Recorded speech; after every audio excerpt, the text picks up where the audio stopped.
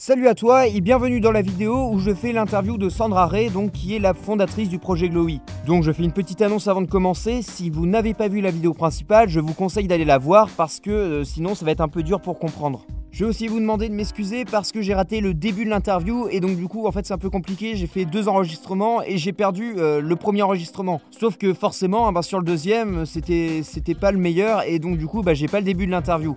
Du coup il manque la présentation de Sandra Ray, donc qui est la fondatrice du projet Glowy, et il manque également la première question. Mais bon c'est pas grave, de toute façon la majorité de l'interview est là. Et ce qui n'est pas dans l'interview, de toute façon je l'ai dit dans la vidéo, donc au final vous ne ratez rien.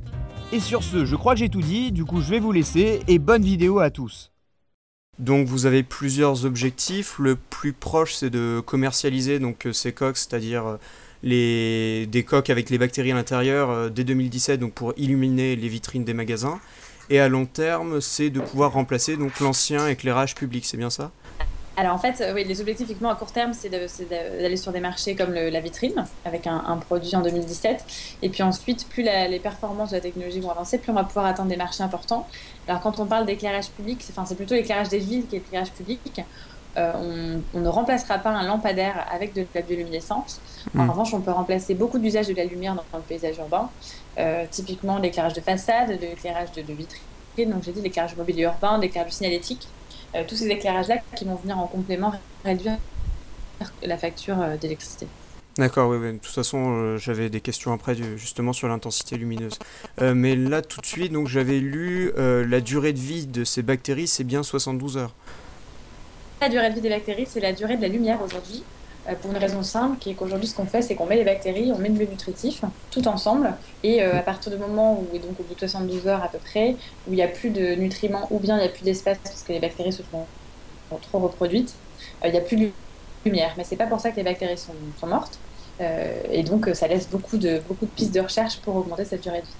D'accord, d'accord, donc c'est pas les bactéries qui sont mortes, donc on peut imaginer donc un système pour changer assez facilement. Comment toutes les 72 heures on va changer ces coques, parce que du coup ça demande un entretien. Oui, alors en fait il y a plusieurs choses. Aujourd'hui effectivement on n'a que 72 heures et c'est d'ailleurs pour ça que le produit est pas industriel. C'est parce qu'on considère que les performances sont pas assez bonnes pour aller sur un marché, même le premier marché qui est la vitrine. Donc aujourd'hui on fait simplement des opérations événementielles. L'objectif pour cette année c'est d'avoir une durée de vie entre 1 et 4 semaines sans avoir d'intervention humaine, donc c'est-à-dire vraiment faire en sorte que le système soit autonome pendant ce temps-là pour atteindre ce genre de marché et ensuite avoir 1 mois de durée de vie et plus tout en ayant le moins d'intervention possible pour aller sur des marchés de plus en plus lointains. Maintenant, effectivement, il y aura toujours une durée de vie, même si on atteint 6 mois, ça sera toujours plus court que ce que peut durer une LED. Et donc, ce qu'on change, ça va pas seulement être la manière dont on vend la lumière. En fait, on n'achète pas une ampoule à la place d'un Glowy. Ce qu'on va acheter, c'est un service. Et ce service-là, ça va être comme un abonnement. Et il va comprendre à la fois la création du produit, la livraison, et puis surtout le retour du produit, ce qui nous permet aussi de maîtriser la fin de vie du produit et de le revaloriser, puisque c'est de la biomasse peut permettre de générer des énergies renouvelables derrière. D'accord, donc en fait ça va pas être le commerçant qui va avoir en quelque sorte sa caisse à côté de bactéries et qui va pouvoir comme ça changer la coque lui tout seul. C'est vraiment qu'il n'y ait pas de contact avec l'intérieur du produit et que nous on s'occupe du service. Maintenant on travaille aussi sur des systèmes de recharge intégrés qui permettrait par exemple, imaginons que le produit dure 1 semaine et pour le rallonger d'1 semaine de plus, il suffirait de venir claquer une petite bulle à l'intérieur du produit qui viendrait relâcher des nutriments et qui permettrait de relancer le système. Ça, c'est des choses sur lesquelles on réfléchit également. Qu'est-ce qui pourrait pousser les gens à venir acheter des coques Glowy ? Alors sur le marché, comme un marché de la vitrine, ce qu'il faut voir, c'est qu'effectivement c'est plus cher qu'une LED, sauf qu'on ne remplace pas juste une LED. Ce qu'on propose, puisque c'est un produit qui est complètement personnellement forme, c'est une vraie scénographie de vitrine. Donc ça vient plutôt remplacer à la fois un décor LED, une infrastructure électrique qui coûte quand même cher à l'installation, et puis surtout ça permet de faire des scénographies qui sont des parties intégrantes du décor des vitrines aujourd'hui, donc ça substitue en fait d'autres usages que celui de la lumière, puisqu'il s'avère que le jour le produit sert de décoration comme peut le servir de décoration dans une vitrine, et la nuit en plus il fait de la lumière. Donc c'est presque un bonus finalement que ce produit fasse de la lumière en plus la nuit, mais c'est plus un produit de scénographie de vitrine qu'un produit d'éclairage si on le compare en fait. Et donc forcément le prix qui correspond, c'est pas le prix juste d'une ampoule, mais c'est le prix de cette scénographie-là. Et ensuite à terme, l'objectif, c'est d'être compétitif sur des marchés un peu plus importants. C'est d'être évidemment compétitif avec l'électricité. Et on va gagner sur plein de terrains, notamment sur le fait qu'on n'ait pas besoin d'installer de l'infrastructure. C'est économiquement très intéressant. Sur la production aussi, c'est très intéressant puisqu'on est sur de la culture de bactéries, donc c'est des choses qui sont très peu coûteuses à l'échelle industrielle. Et donc les coûts vont très rapidement baisser dans l'objectif d'être compétitif avec des usages électriques. D'accord. Et donc il y avait aussi cette indépendance par rapport donc à l'électricité. Et quand j'ai vu le projet, justement, ça m'a intéressé sur ce point-là. Est-ce que vous avez pensé à aller vers l'humanitaire, c'est-à-dire que dans certains pays en développement ou même pauvres, certaines personnes n'ont pas accès justement à l'électricité, et est-ce que ça serait possible, si Glowy devient compétitif avec l'électricité, de remplacer l'électricité du coup par Glowy et donc par un éclairage à l'aide de bactéries? Exactement, c'est la troisième typologie d'usage après les vitrines et les endroits dans le paysage urbain. C'est vraiment les endroits où l'électricité est trop compliquée ou trop coûteuse à apporter. C'est l'ambition qui est derrière tout le projet, c'est de pouvoir apporter l'électricité à la fois effectivement dans des pays émergents où il n'y a pas forcément de lumière, mais c'est des usages qui sont aussi plus proches de nous parfois, qui sont par exemple des jardins, des parcs, des réserves naturelles pour éviter aussi de dénaturer l'environnement. Et puis dans des endroits comme les chantiers par exemple où il y a besoin d'une portabilité de lumière qui est hyper importante, et hyper intense surtout.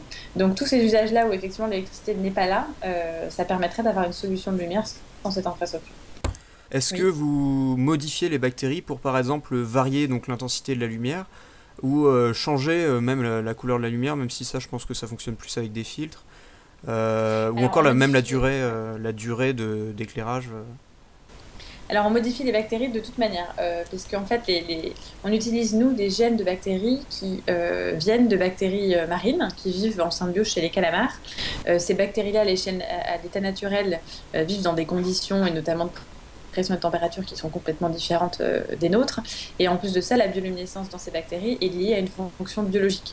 Donc ça veut dire que typiquement chez le calamar, la bioluminescence ne se déclenche que quand le calamar doit se camoufler son ombre pour éviter ses prédateurs. Donc nous, ce qu'on fait, c'est qu'on récupère simplement l'ADN qui code pour cette bioluminescence et on le met dans une bactérie qui est une bactérie terrestre, hein, qui est dans nos estomacs, dans l'estomac des animaux, chez les plantes, qui est beaucoup plus commune, qui est beaucoup plus maîtrisée.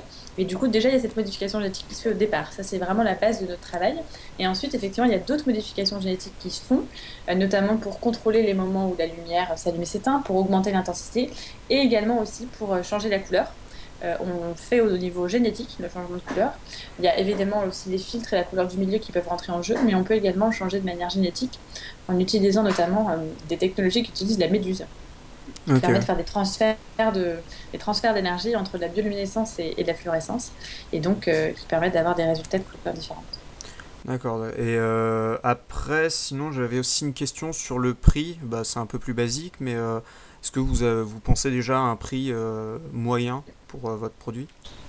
Non, le prix il dépend évidemment du marché auquel on s'attaque, donc je ne peux pas donner comme ça un prix. Maintenant, ce qu'on sait, c'est que pour nos ambitions long terme, qui sont paysages urbains et paysages non accessibles à l'électricité, les coûts de production vont baisser très fortement et donc les prix seront compétitifs.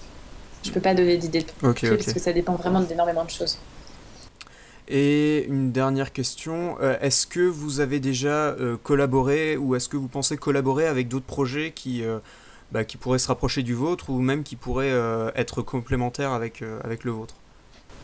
Alors, on a évidemment beaucoup de contacts avec des centres de recherche, des chercheurs qui travaillent sur la bioluminescence, parce que leur savoir sur le sujet, parce que le savoir sur la bioluminescence est vraiment très très important aujourd'hui dans le monde. Mm.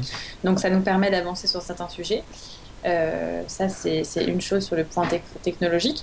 Et puis ensuite, nous, on collabore beaucoup et on réfléchit beaucoup avec plutôt des groupes industriels pour tomber juste, je dirais, dans l'usage qu'on veut faire de la technologie. C'est-à-dire que si on propose un système d'éclairage de façade, il faut qu'en face, le cahier des charges qu'on a, nous, respecté corresponde parfaitement à celui qui existe aujourd'hui et demain pour l'éclairage de façade. Donc, il faut travailler main dans la main avec des grands groupes, notamment de la construction, notamment du retail, et notamment pour travailler tout ça.